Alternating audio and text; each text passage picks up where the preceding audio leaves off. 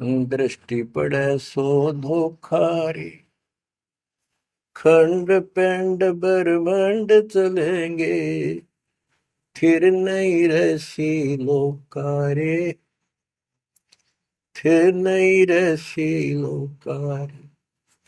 गरीबदास जी जब ये वाणी लिखवाया करते, ऐसे बोल बोल के लिखवाया करते जैसे दास बोल रहे हैं।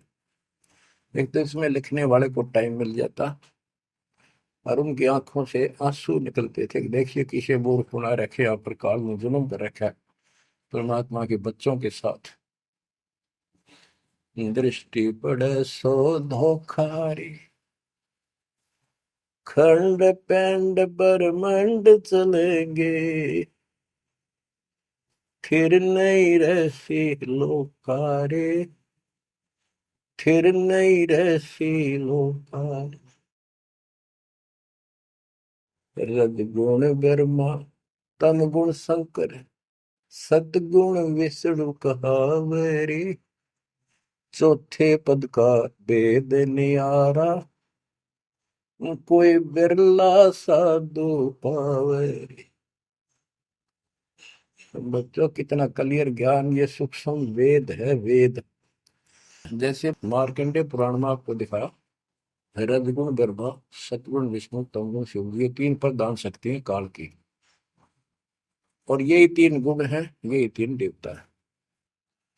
कबीर साहब ने सूक्ष्म वेद में कहा है, गुण तीनों की भक्ति में भरम पड़ो संसार, कह कबीर निज नाम बना, कैसे उतरो पार। तीन गुणों का मतलब, तीन देव की जो करते भक्ति, उनके कबू ना हो मुक्ति। बता सीधी इस बात ने कोई कह को पर विश्वास करता अपने। अब तो इतने प्रमाण धर दिए ठाक है, इस मन ने गुंजाइश नहीं छोड़ी मन को कि यो बकवाद कर दे झूठ से, या आपकी किस्मत जोर करेगी कि आपने इसको ध्यान से सुन लिया, समझ में आ गई। रजगुण ब्रह्मा, सतगुण विष्णु, तम गुण शिव जी, स्पष्ट कर दिया गरीबदास। और चौथे पद का इनका पिता चौथा, इन अपने पिता का भी नहीं पता आज तक।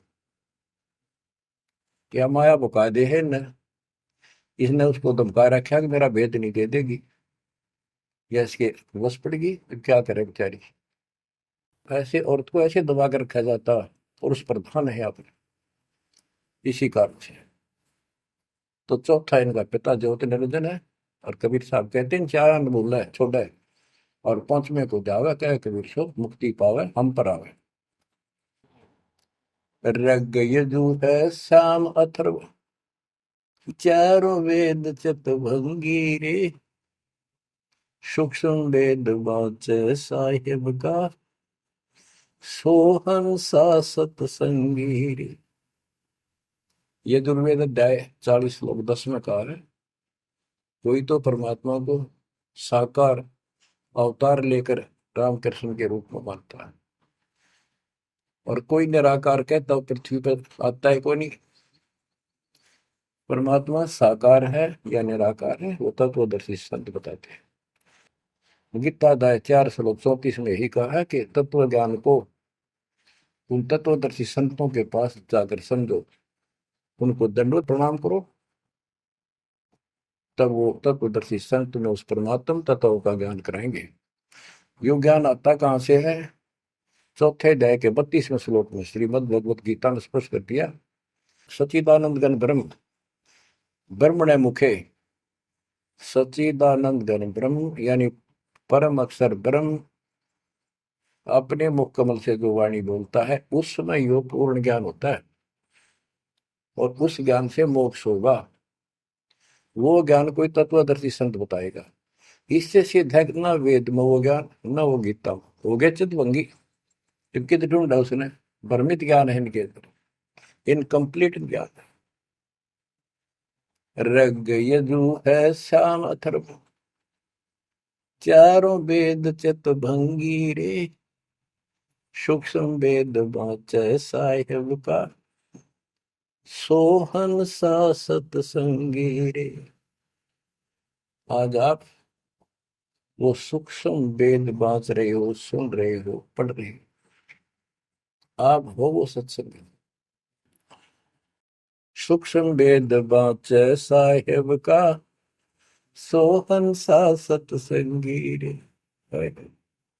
बच्चों, आप वो सूक्ष्म वेद सुन रहे हो, पढ़ रहे हो, बाँच रहे हो, आप वास्तव में सत्संगी हो। अलंकार अग है अनुरागी, दृष्टि मुष्टि नहीं आवरी, अकैलोक का वेद न जाने, फिर चार वेद के गावे।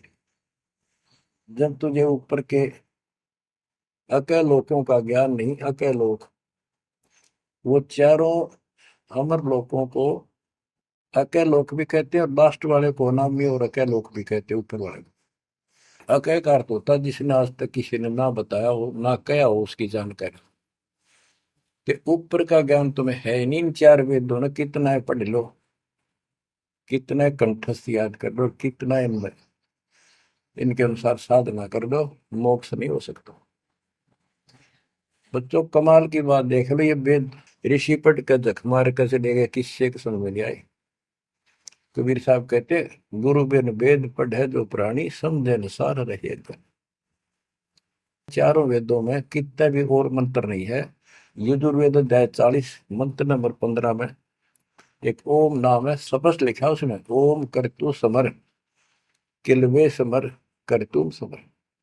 ओम नाम का जाप काम करते कर करो, विशेष कर्तव्य समझ कर मनुष्य जीवन का, और कसक के साथ नथिंग एल्स, और कोई भी क्रिया।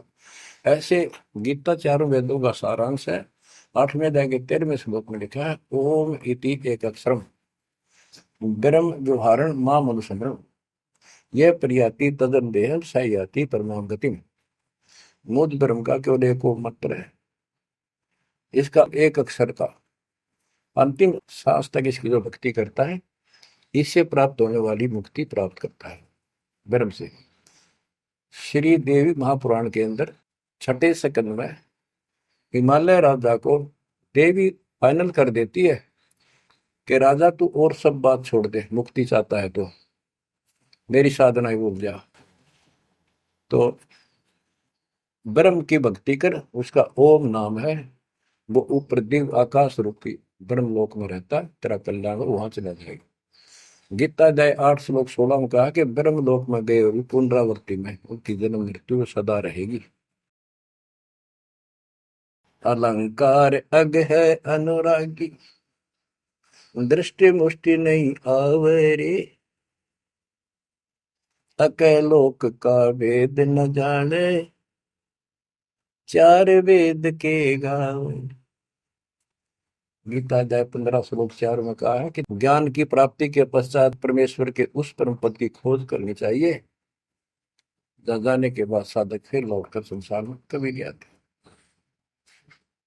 आवे जावे सो हंसा कही है, परम हंस नहीं आया रे, 5 तत्व 3 गुण दूरा, या तो कहिए माया रे। सुन मंडल सुख सागर दरिया, परमहंस परवाना रे, सतगुरु मंदी वेद लखाया, है सतलोक निदाना रे। वो परम पद, वो परम स्थान, वो सतलोक है, दादानी के बाद लौट कर गए। अगम दीप अमरापुर कोई, जा हिल मिल हंसा खेल रे, दास गरीब देश है दुर्लभ, साचा सतगुरु बेलर।